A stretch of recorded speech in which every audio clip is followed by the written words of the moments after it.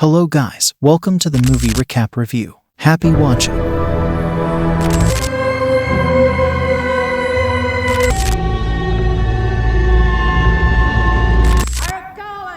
No, I'm stuck down here! It's yours!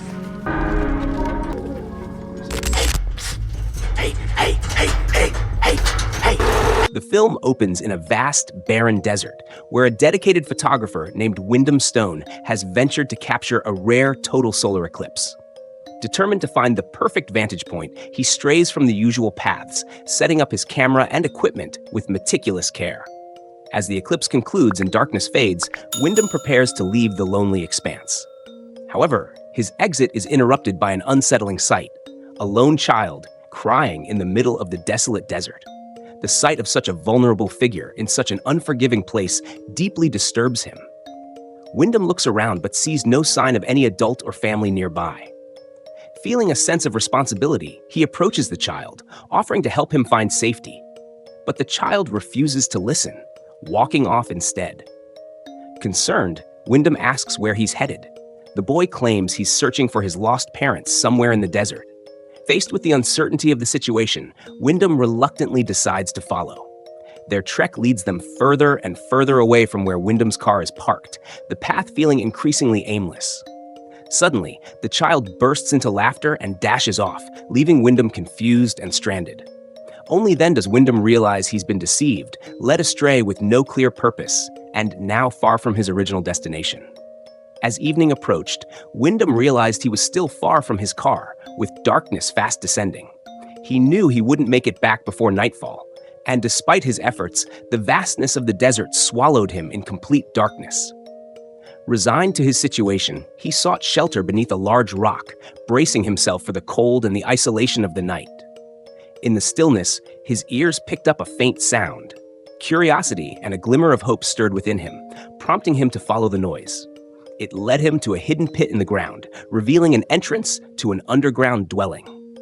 Uneasy yet hopeful, Wyndham descended cautiously, using a ladder that seemed worn from use.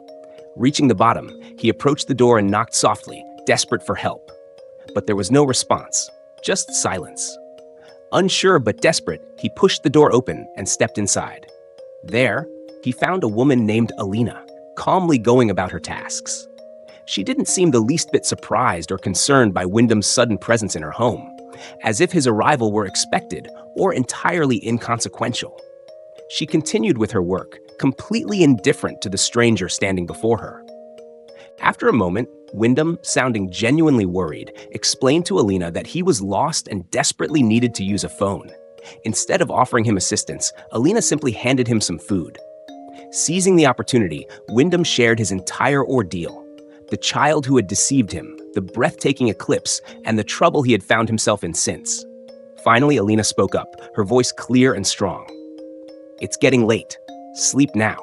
There's nothing more to say." Wyndham nodded, accepting her words, and adapted to the strange silence that enveloped them. Without any fuss, Alina changed her clothes, signaling the end of the day, and went to bed. The next morning, Wyndham awoke to find Alina still asleep.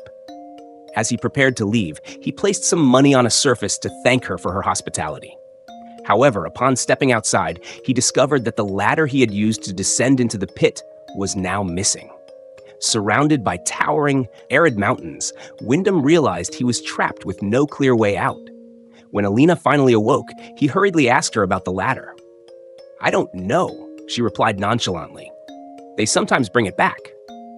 Curious about other inhabitants in this hidden refuge, Wyndham pressed her for information, but Alina remained silent, deepening the mystery of the situation. As the day dragged on, the ladder still did not reappear. Determined to escape, Wyndham tried to climb the surrounding mountains. However, it was too hot and the ground was too dangerous, so he couldn't do it. He had to accept that he would spend another night in the harsh desert. When the sun came up and the ladder was still missing, Wyndham decided to keep trying to get out. He took a piece of cloth and a hammer from Alina's house to help him climb. Just as he was almost at the top, some unseen people threw a dead bird at him. Startled, he lost his grip and fell hard to the ground, knocking himself out. When he woke up that evening, he discovered a hammer had pierced through his foot. He screamed in pain, which brought Alina to his side. She quickly pulled out the hammer and bandaged his foot, showing concern for his injury and situation. Now stuck in this strange place for 2 more days, Wyndham felt tied to the mysterious desert and its puzzling inhabitants. As the days passed, he grew more frustrated and wanted to leave, but the ladder was still nowhere to be found. Feeling desperate, he shouted for help, hoping someone hidden would hear him. In anger, he stormed into the house, grabbed Alina, and pulled her outside. Confused, he asked her who she was and what she wanted. Though scared by his questions, Alina tried to calm him down and offered to take care of him and give him food. But Wyndham didn't want food. He just wanted to return to his normal life. As Alina approached to comfort him, he moved away, rejecting her help. Just then, a group of boys appeared, having heard Wyndham yelling for help. "You asked for help. What do you need?"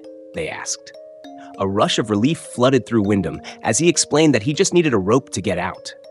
The boys said they would be right back, and hope flickered in Wyndham's heart. After a while, the boys returned with the rope he had been waiting for. They told him to tie it around himself securely, and he did so carefully. Together, they began to pull him up, and for a moment, it seemed like he would finally escape. But suddenly, they stopped pulling and started swinging him back and forth, laughing at his predicament. Wyndham begged them to stop being cruel, but they ignored him and kept swinging. He slammed against the rough side of the mountain and lost consciousness. Alina intervened, speaking to the boys in their language. She ordered them to stop. When he woke up, he found himself back in Alina's bed. He tried to get up and leave, but his injuries caused him to collapse once more. Alina approached him, her presence a constant through all his struggles. In a serious tone, she said, "Getting away isn't that easy." At first, Wyndham struggled to accept that he was stuck in the desert. But as time passed, he began to realize he couldn't leave. Gradually, he started to listen to Alina, even though she didn't say much. Before long, they settled into a life together that felt almost like a marriage. Strangely, the same kids who had once trapped Wyndham now brought them what they needed, making it hard to believe they were the same ones who had played tricks on him. Alina took excellent care of Wyndham, cooking meals, washing clothes, and handling all the tasks needed for their survival. Meanwhile, Wyndham found some solace in tending to a small garden, managing to grow plants in the dry soil. One night, after receiving some alcohol with their supplies, Wyndham drank more than he should have, perhaps to forget his longing to leave. Under the influence, he felt a sudden, strong bond with Alina. But the next day, he still yearned to escape the desolate desert, yet he saw no way out. Just when he was feeling truly hopeless, a boy approached him with an idea. The boy expressed a desire to learn and asked Wyndham if he could teach him. Wyndham replied, "Of course, I'll teach you everything I know, but we have to get out of here first. Then we can learn together like a family." The boy hesitated, saying, "I don't know if I can really help you get out of here. I can only try when my friends aren't around or when they're sleeping, but I promise I'll do what I can." As they talked, one of the boy's friends suddenly appeared and took him away, snatching away Wyndham's small glimmer of hope for escape. When Wyndham returned to Alina, she shared news that would change their lives forever. She was expecting a baby. This revelation filled Wyndham with worry and disrupted the peace of their unusual relationship. One eerie night, strange singing echoed from higher up in the desert, filling Wyndham with dread. As morning dawned, Alina was crying uncontrollably. Concerned, Wyndham stepped outside and was confronted with a horrific scene. The boy who had given him hope was dead, hanging lifelessly against the bare mountain. He had fallen victim to the wild ceremony. Overcome with grief, Alina cried out in the barren desert, her face twisted in anguish as she turned to Wyndham, blaming him for her child's death. In a fit of rage, she grabbed a piece of wood and struck Wyndham hard, rendering him unable to move. Then she locked him in a cage, where he remained for 9 long and painful months. During that time, Alina provided just enough food for him to survive, and he ate it desperately as the days dragged on. Wyndham began to feel a glimmer of hope when a young girl stumbled upon him in his grim situation. Shocked to see him trapped in a metal cage, he begged her to help him escape the nightmare he had been living for so long. The girl left, seemingly to find help, but then things took a terrible turn. The boy who had imprisoned Wyndham encountered her, and in a horrific moment, she was killed right in front of him. It was then that Wyndham truly grasped the depth of his predicament. As the days blurred together in his confinement, Wyndham watched the kids climb down the mountain, performing some kind of ritual for the child Alina was carrying. With Alina's time to give birth drawing closer, he pleaded with her to let him out, insisting he could help her when the time came. But Alina, confident in her own abilities, refused. She insisted she could handle it alone, having done so before. Desperation clawed at Wyndham as he begged, "Free me from this cage, from this nightmare. If you can't do that, then please end my suffering." But his pleas fell on deaf ears as Alina turned away, leaving him alone with his words echoing into silence. After a while, Alina returned to Wyndham, looking extremely worried. She quickly unlocked his cage and asked for his help, explaining that she was in a dire situation. Even though Wyndham hesitated, he felt it was his duty to assist her, so he stepped out of the cage. The long confinement had left him weak, his muscles were stiff, and he struggled to walk. As he wandered, Wyndham spotted a ladder that could have been his way out, silently tempting him to escape. He left Alina for a moment to approach it. During the eclipse, Alina gave birth to a baby girl. Hearing her cries, Wyndham returned to her side, and together they shared a brief moment of joy, having endured so much. But their happiness was short-lived. The boys who had held Wyndham captive approached with grim expressions. Without warning, they cut Wyndham's throat, and his blood seeped into the dry ground where he had suffered for so long. As time passed, Alina placed Wyndham's belongings into a chest, setting them aside for the next visitor.